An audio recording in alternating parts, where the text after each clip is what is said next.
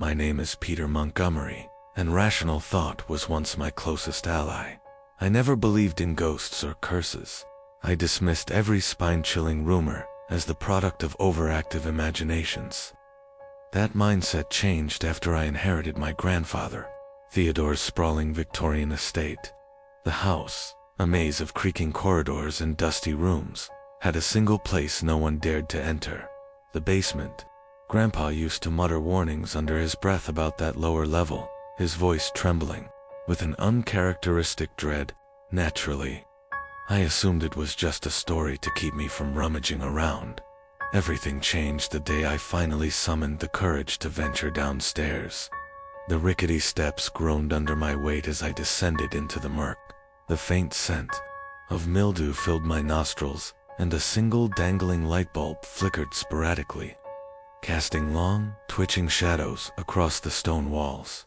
My flashlight beam caught spiderwebs as thick as rope, and I caught myself shuddering at the idea of anything lurking behind them. At first, the room appeared little more than a musty storage space, cluttered with rusted shelves and ancient trunks. Then, I noticed a hidden alcove carved into the far wall. Within that alcove stood a wooden statue. The figure was a woman, with her face contorted in a silent scream. Intricate carving suggested immense craftsmanship, yet there was something unsettling about her hollow eyes. My initial instinct was to brush it off as an odd piece of antique art. As I reached out to touch it, I felt a sudden chill race down my spine. The temperature plummeted, and the light bulb dimmed, as though it were suffocating. I jumped back, heart hammering in my chest. Then, to my shock, the statue's head tilted ever so slightly, as if acknowledging my presence. Rattled, but determined, I told myself it was just my imagination. I spent the next week trying to fix up the rest of the house, to prepare it for sale, but every time I passed the basement door, I swore I heard faint knocking noises. One night, exhaustion got the better of me, and I fell asleep in the study. That's when I first dreamt of her. She stood at the foot of my grandfather's old desk, her wooden limbs creaking as she moved. Her carved eyes bore into mine with unnerving intensity, and I woke up gasping for air, covered in sweat. The next morning, I resolved to remove the statue. I marched downstairs, but my boldness evaporated as soon as I reached the alcove. The statue had shifted position, now angled toward the staircase. I rationalized it as a trick of my memory. Gathering my courage, I lifted the statue and carried it outside, dumping it by the curb. Feeling triumphant, I locked up and tried to move on. Yet that night, I was woken by the unmistakable sound of creaking floorboards. I rushed into the hallway and stared in horror. Muddy footprints led from the front door all the way to the basement, ending at the locked door. Terrified, I called my best friend, Caroline Miller, pleading for help. She came over armed with skepticism, but the moment she stepped into the house, her bravado wavered. We heard loud scraping noises beneath our feet, like fingernails digging into concrete. When we flung the basement door open, the statue was back in the alcove, its hollow eyes glaring at us. Caroline, pale as a sheet, muttered that we had to destroy it. We doused the statue in gasoline outside and lit a match. Flames devoured the wood, crackling with eerie ferocity. For a fleeting second, I thought I heard a pained cry echo through the yard. Once the fire died, only blackened ash remained. Believing the nightmare over, Caroline left, and I collapsed onto my bed, exhausted. However, that very night, I awoke to the smell of burning wood drifting through the house. I stumbled into the hallway, eyes stinging from smoke, and there it stood, the statue, fully intact, a silent sentinel in the darkness. Realization sank in like a weight in my gut. This was no ordinary artifact. It was bound to the house and to me by some unseen force. My only recourse was to flee. I sold the estate for far less than it was worth, but even after moving across the country, I can still hear those basement knocks echoing in my dreams. The statue's memory haunts me, lurking in every shadowy corner of my mind. reminding me of one undeniable truth. Once something sinister claims your soul, it may never let go. I have learned one final lesson from that accursed basement. The darkest horrors are not the ones we see on movie screens, but the ones we invite into our homes. No matter how far I run, I can sense its presence, creeping in the corners of my vision and lingering in the quiet moments before sleep. And if you ever find yourself tempted by the hidden spaces beneath old houses, remember my warning. Some doors, once opened, can never truly be closed. My name is Oliver Henderson, and I've always prided myself on being a man of science. I approach everything logically, dismissing talk of hauntings or possessions as figments of overactive imaginations. That was before I purchased an old craftsman-style home with a notorious basement said to be alive with secrets. Locals whispered that a family vanished there decades ago, leaving behind only cryptic, blood-stained letters. I chalked it up to urban legend until I discovered the antique mirror. The mirror was buried under dusty tarps in a corner of the basement. Its gilt frame, though tarnished, still exuded a strange elegance.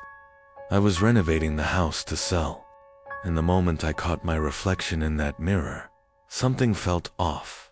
My eyes seemed darker, as though a shadow hovered behind my pupils. I brushed off the chill that raced through me, attributing it to the basement's perpetual dampness. Over the next few days, I noticed odd occurrences.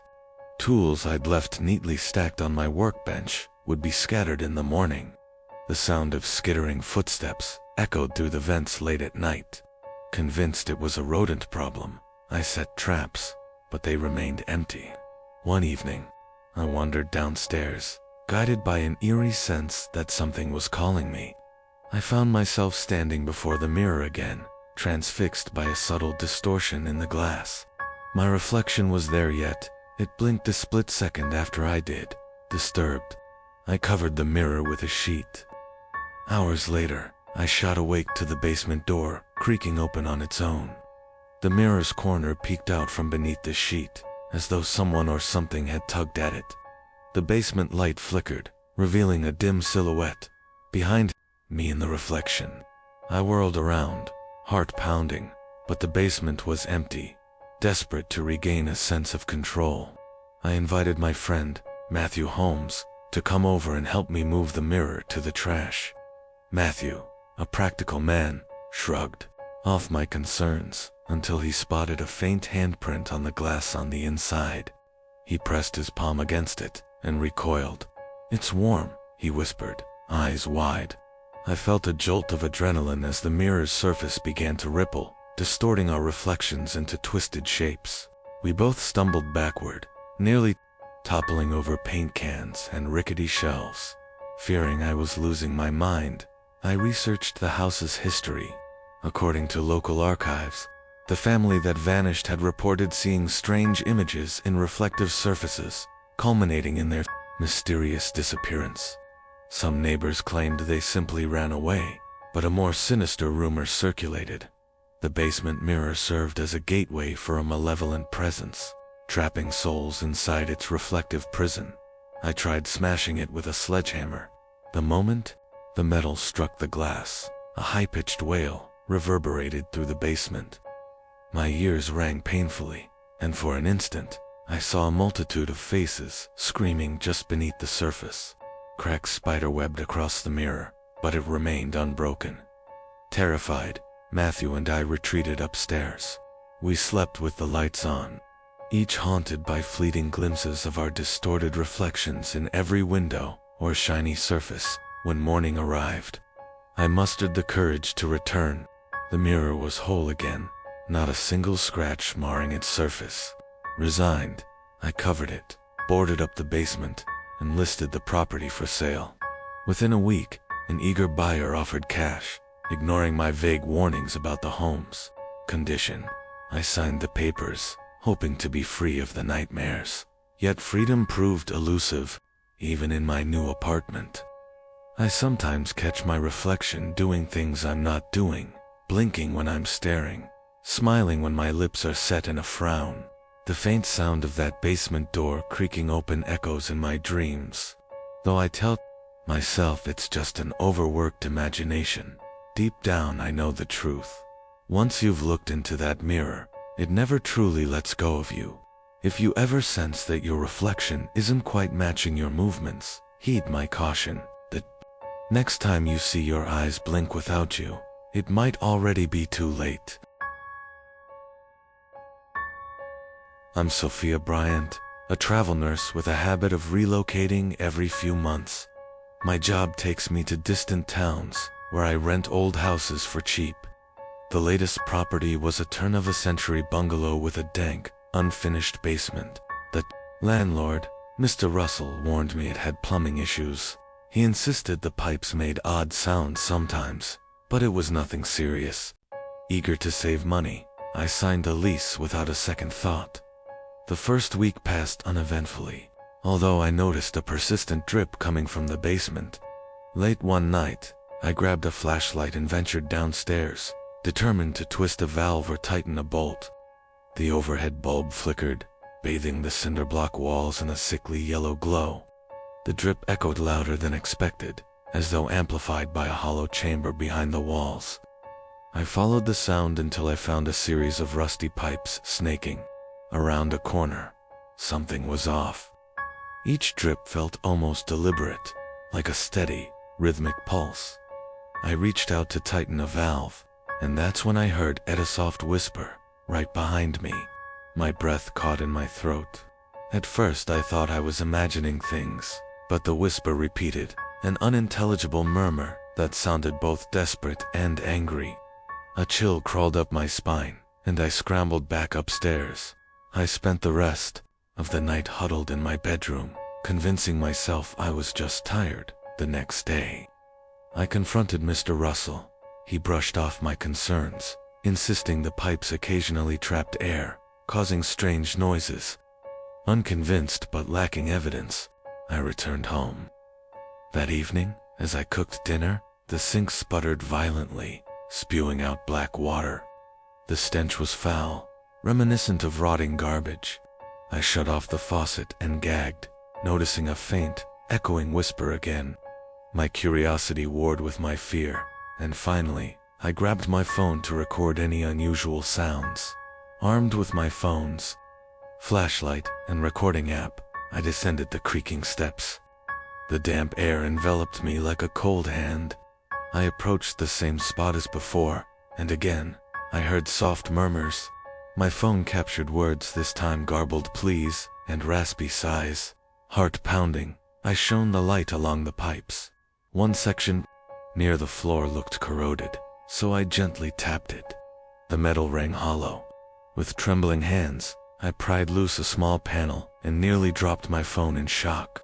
Behind it lay a narrow space where human bones were stuffed haphazardly, smeared with rust and age. The whispers grew louder, as if I had awakened something. My mind raced. Were these remains from some long-forgotten crime? Who put them there? I tried calling the police, but my phone died inexplicably. Battery drained from full to zero in seconds. Panic seized me, and I fled upstairs, slamming the door behind me. That night, the pipes rattled like mad, banging and clanging in a frenzy. Amid the noise, I heard a voice, clear as day. Free me. I barely slept. By dawn, I had decided to leave, no matter the penalty for breaking my lease. I tossed my belongings into my car and prepared to drive off. As I pulled away, I saw Mr. Russell standing on the sidewalk, staring at me with a knowing smirk. It was then I realized he was somehow involved, or at least aware. I didn't stick around to find out more. I drove until my tank hit empty, checking my rearview mirror constantly, half expecting to see him chasing me. Weeks later, in a new city, I sometimes still hear those whispers at night. It's as if the pipes left an imprint on my psyche, an echo that refuses to fade. No matter where I go, the memory of that cramped hollow space filled with bones haunts me. I'm plagued by one gnawing fear. Maybe whatever was behind those walls latched onto me when I discovered its grave. If you ever hear faint voices emanating from your home's plumbing, take heed. Some secrets are better left undisturbed, lest they follow you long after you've fled. My name is Charlotte Hayes, and I inherited an old colonial house from my estranged aunt, Madeline. We barely spoke, so her decision to leave me the property was unexpected. The structure stood at the edge of a small town, surrounded by towering oaks. Locals whispered about my aunt's eccentricities, how she wandered the streets at night, muttering about shadows and ghosts. I dismissed it all as idle gossip, figuring I could at least sell the place for a tidy sum. Upon arrival, the house seemed ordinary enough, though it reeked of neglect. My first step inside kicked up a swirl of dust motes glinting in the sunlight. An uneasy feeling gnawed at me like being watched. I shrugged it off and set about exploring. Eventually, I noticed a trapdoor in the kitchen floor. It creaked open to reveal a steep, narrow staircase leading to a cramped cellar. The overhead bulb was burnt out, so I used my phone's flashlight. The cellar walls were lined with stone, and the floor felt oddly hollow in places. As I paced around, I heard a soft scraping noise, like nails on wood. It echoed below me, muffled but insistent. My heart pounded, but I couldn't pinpoint the source. I convinced myself it was just an animal trapped under the floor. Over the next few days, the scraping grew louder. Sometimes, it sounded like urgent scratching. Other times, like a slow, methodical clawing. At night, I swore I heard hushed voices drifting through the vents, calling my name in slurred tones. Desperate for answers, I invited a local handyman named Jackson Porter to inspect the cellar. As he tapped along the boards, one section gave way with a crack. Underneath lay a shallow pit, where we found old photographs and handwritten letters. The photos depicted my aunt in her youth, standing with shadowy figures whose faces were smudged beyond recognition. Each letter hinted at and failed attempts to contact the dead. One paragraph read, "The shadows hunger. They grow restless, reaching from beneath. I must feed them, or they will consume me instead." A gust of air blew through the cellar, extinguishing the lone flashlight we'd set on a shelf. The temperature plummeted. In the dark, Jackson and I heard frantic scratching directly beneath our feet. Then came a low growl. Fear seized me, and I scrambled upstairs. Jackson, braver than I, lingered just long enough to slam the trapdoor behind us. Neither of us spoke a word about what we'd heard. The haunted look in his eyes told me he felt it too. That night I tried to sleep, but the voices wouldn't stop. They urged me to open the trapdoor and come back down. The floorboards groaned as though something was pushing up from beneath, straining to break through. I could practically sense the shadows pooling under my bed. In a panic, I fled to the living room, intending to wait out the night in an armchair. But the scratching followed me there, reverberating through the walls. By dawn, I was packed. I told Jackson he could keep the house if he wanted, though his hollow gaze suggested he was just as terrified as I was. I left without signing any papers or tidying up, convinced that nothing would quell the malevolent presence lurking under those boards. Driving away, I felt a mix of shame and relief, leaving behind my aunt's legacy of darkness. Occasionally, I dream of that cellar, hearing the scraping and the voices calling my name. I wonder if those shadows found another victim, or if they still bide their time beneath rotted planks, waiting for someone foolish enough to trespass. If you ever hear persistent scratching from beneath the floor, heed my tale. Some hungers, once awakened, can never be sated. I'm Nathaniel Collins, a home inspector by trade. People hire me to evaluate old properties, ensuring they're safe to inhabit or renovate. Over the years, I've grown numb to rotted timber and faulty wiring, but nothing prepared me for the Bradshaw property, a dilapidated mansion, rumored to have been abandoned mid-renovation. When I arrived, the agent handed me a skeleton key and warned me about the basement's unusual design. Eager to finish the job, I made my way inside, methodically jotting notes on peeling wallpaper and creaking floors. Everything seemed relatively straightforward until I descended into the basement. The space was cavernous, illuminated by a few dangling bulbs swaying gently in a draft. My footsteps echoed ominously on the concrete floor. Tucked away in the far corner was a large iron door with no visible handle on the outside. Its surface was etched with bizarre symbols, spirals, and crosses that made my skin crawl. Despite my best professional detachment, I felt an unshakable foreboding. I continued my inspection, noticing an odd draft seeping through the door's edges. Suddenly, I heard a faint clang, like metal scraping against stone. Leaning in closer, I realized the sound came from behind the iron barrier. My pulse quickened. My first instinct was to leave, but curiosity won out. I fumbled with the skeleton key, though there was no keyhole in sight. Frustrated, I pushed my shoulder against the door. To my shock, it nudged open, revealing a pitch-black corridor. I aimed my flashlight down the corridor, spotting damp brick walls lined with iron rings. Chains clinked softly, as if recently disturbed.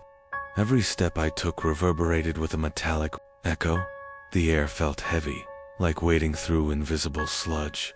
Farther in, I discovered a small chamber containing an altar. On it rested a tattered notebook, filled with unsteady handwriting. One passage read, "The ones behind the door must remain locked away. They feed on fear and blood. Do not open it." My stomach lurched. A sudden slam behind me made me spin around. The iron door had swung shut on its own. My flashlight flickered, and in its intermittent glow, I glimpsed a shifting shape in the corner, something tall, contorted, with eyes that glowed faintly in the darkness. It moved closer, dragging a chain behind it. My throat went dry. I heard ragged breathing and realized it wasn't mine. Desperate, I yanked the door open just enough to squeeze through. A guttural hiss echoed from the chamber, sending my heart racing. Once back in the main basement, I locked the iron door, jamming a nearby metal rod through the latch. My mind reeled with questions. Had someone or something been imprisoned here? Was it still trapped? I abandoned the rest of the inspection, sprinting to the surface. The listing agent found me pale and shaking, but I gave no explanation. I knew no one would believe me. In the following days, I replayed the scene in my mind, haunted by the memory of those glowing eyes. I tried to convince myself it was a trick of the light, an illusion born of stress. Yet even now, I dream of the corridor and the clinking chains. Each time, the door stands ajar, that thing waiting just beyond the threshold. The nightmares feel so real. I sometimes wake up expecting to hear metal scraping outside my bedroom. I've refused every job since. Word has spread that I ran from the Bradshaw property in terror, but rumors don't matter to me anymore. I'd rather be considered a coward than risk unleashing whatever lurks behind that iron door. If you ever stumble upon a locked entrance in a forgotten basement, remember this cautionary tale. Some doors are meant to stay sealed, for what lies behind them hungers for a freedom that should never be granted.